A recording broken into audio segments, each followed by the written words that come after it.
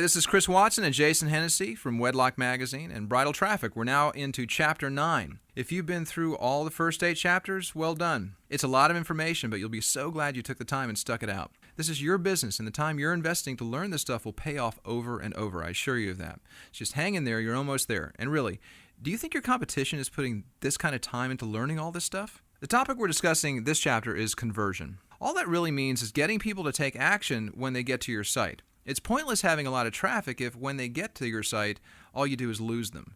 More to the point, there are certain things that you can do to increase the number of actions that people take. There's just a lot of research that's been done in this area that's rock solid proof that if you do certain things to your website, you're going to find that people are far more likely to do business with you. And that's what it's all about. At the end of the day, after all the keyword research, all the techie stuff, and maybe not so techie stuff, with on-page factors and link building and making sure that somehow, someway you're getting 10,000 or 100,000 people coming to your site every month, all that work comes crashing down unless you adhere to some of the conversion principles that we're about to talk about. This is your first opportunity to impress people. And all too often, people will come to sites and they immediately have a gut feel for who you are and whether or not they want to do business with you. What we're not talking about is spending $10,000 on a web designer. You can do that if you have the money. That's your choice. But you know what? Here's the thing. We'll be giving the same kind of advice we're about to give you if you're building a $10,000 site, or if you're spending $500 on a web designer, or even if you're building a site for $10 off of one of the platforms that allows you to do that. The advice we're giving stands true no matter what kind of site you have. So let's get started. Jason, do you have anything to add? Everything that we're going to talk about is aimed at getting your web visitors to take action. That's what we mean by conversion, whatever action that is. Whether it's to pick up the phone and call you, to fill out a form, or to watch a video. Whatever you're trying to get them to do, that is called conversion. And we wanted to share with you some different tactics to increase your conversion rate. Let's start off by introducing you to a concept that we've been talking about a little bit throughout the DVD series.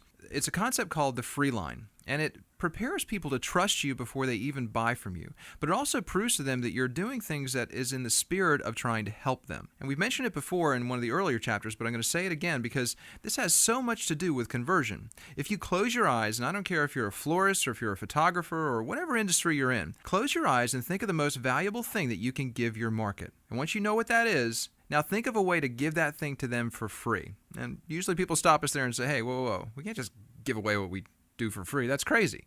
We're not going to make any money that way. This is our livelihood. But stay with me, because this has been proven over and over again to work. If you give a little bit away for free, your customers will be much more likely to buy from you later down the line. So when you give that thing away, maybe it's a big thing, maybe it's a small thing, but just really think about it. The value of that secures your place in the mind of the potential customer. So much so, in fact, that all your competitors pale in comparison to what you've just done for them. So that whole concept is called the free line.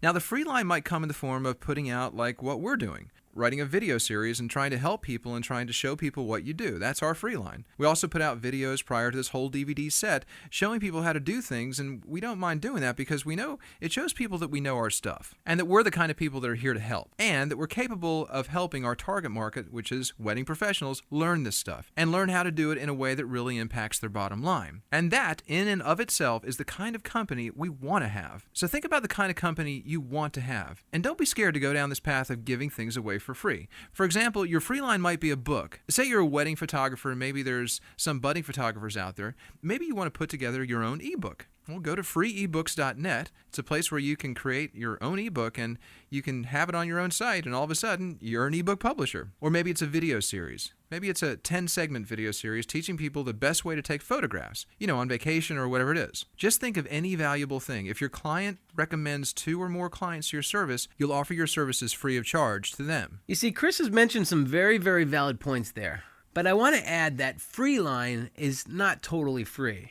So what you're going to get out of this in return for your efforts is a lead. Maybe you ask them for an email address, maybe a phone number, and maybe some information about their service that they're requesting. So what we're really driving at here is you want to offer something so compelling that they just don't care about giving their information. And that's really important.